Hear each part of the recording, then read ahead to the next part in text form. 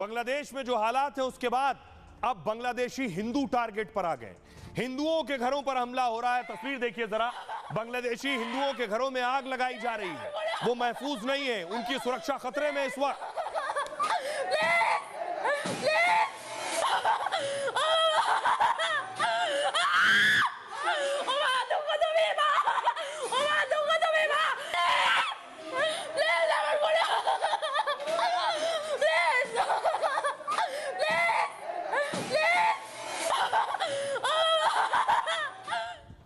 Target पर बांग्लादेश में इस वक्त हिंदू हैं। क्यों?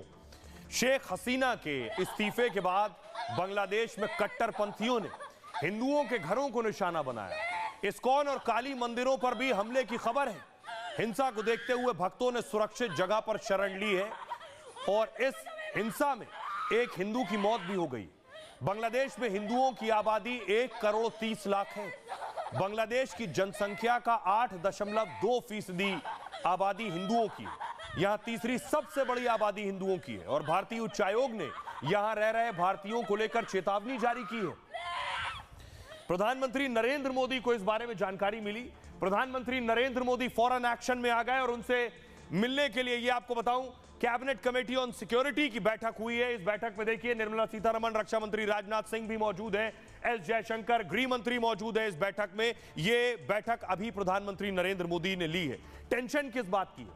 एक चिंता भारत की है कि बांग्लादेश के हालात खराब हो रहे हैं, लाखों लोग सड़कों पर हैं, कहीं भारत में घुसपैठ तो नहीं हो जाएगी। भारत के बॉर्डर्स जो है, देखिए अलग अलग राज्यों के बॉर्डर बांग्लादेश से मिलते हैं, जुड़ते हैं। कौन कौन से बॉर्डर है? देखिए बांग्लादेश आपको लाल रंग में नजर आ रहा है और देखिए बांग्लादेश से जो सीमा मिलती है पश्चिम बंगाल की, तो क्या पश्चिम बंगाल में घुसपैठ की आशंका है? त्रिपुरा की सरहद मिलती है, मिजोरम की सरहद मिलती है, मेघालय है, असम है। ये सारे वो राज्य हैं जिनके बॉर्डर्स बांग्लादेश से मिलते हैं, सटते हैं। और इसलिए क्या बांग्लादेश में जो टेंशन है, तनाव है, ये जो हालात हैं, इस हालात में भारत ने अपने बॉर्डर्स पर सिक्योरिटी बढ़ा दी है। अब अगली तस्वीर मैं आपको दिखाऊं।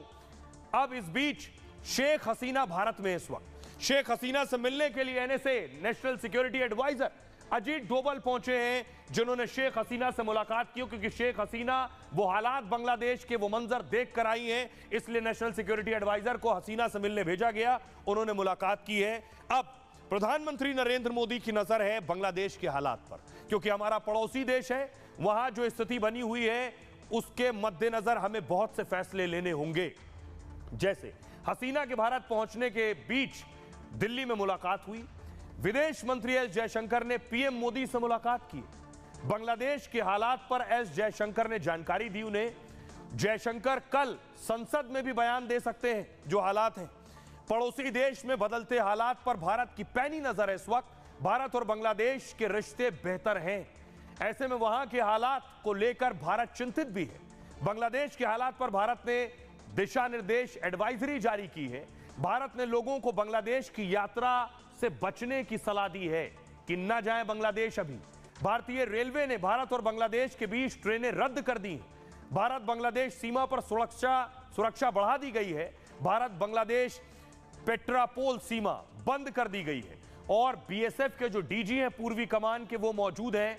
अधिकारियों के साथ डीजी की बैठक हुई है और उन्हें भी निर्देश दिए गए हैं कि सीमाएं सील की जाए, कोई भी उधर से अंदर ना आने पाए। सुनिए जरा इस वक्त जो हालात बने हुए हैं उस पर सियासतदान क्या कह रहे हैं। एक गृह युद्ध की स्थिति पैदा हो गई। जो चुनाव हुआ था वहाँ आपने देखा ही था कि कैसे चुनाव हुआ था। सारे विपक्ष ने बायकॉट किया था। तो मुझे लगता है ये एक सबक है पूरी दुनिया के लिए कि ऐसे जो शासन है वो ज़्यादा लंबे चलते नहीं। शेख हसीना और अवामी पार्टी का शेख मुजीब के समय से ही भारत से बहुत गहरा रिश्ता रहा है।